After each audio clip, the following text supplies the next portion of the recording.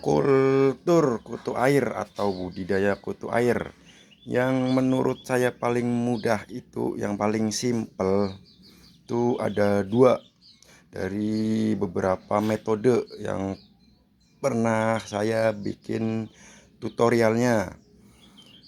Di antara pakai kohe ayam peternak, terus pakai green water atau air hijau atau korela, terus pakai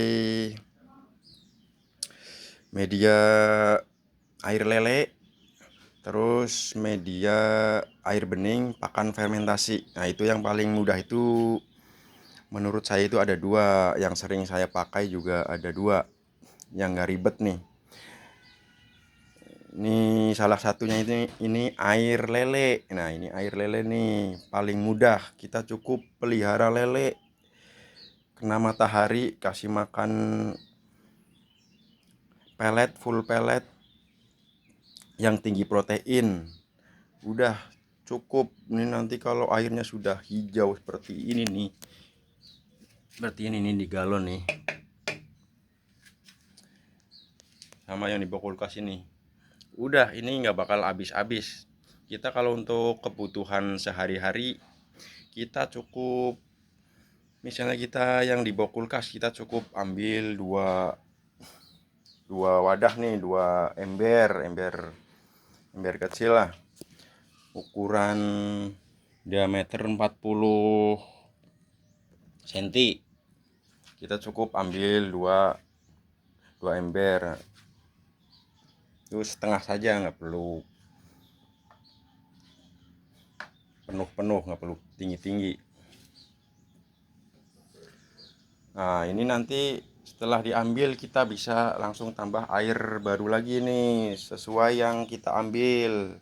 Kita ambil dua ember, berarti kita nanti diganti lagi nih air lele yang sudah diambil dengan air baru dua ember lagi. Jadi ini bisa ready terus nih tiap hari buat kebutuhan kita sehari-hari, buat kultur bisa dipakai setiap hari gitu. Nih saya yang mau pakai yang dari galon nih, udah hijau nih.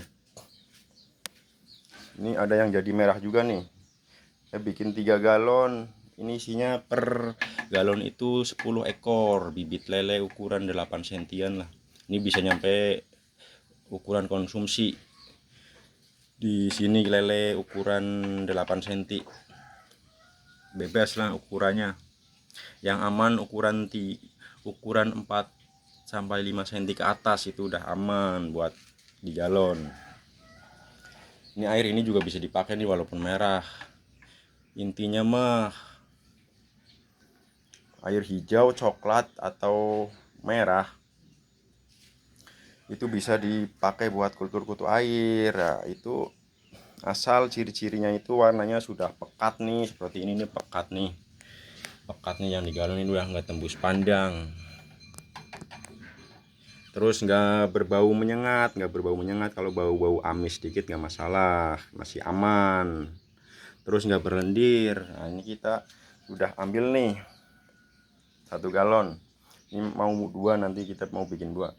Karena kita tadi habis panen nih. Saya biasa kalau habis panen kutir itu biasanya panen total terus langsung kultur ulang.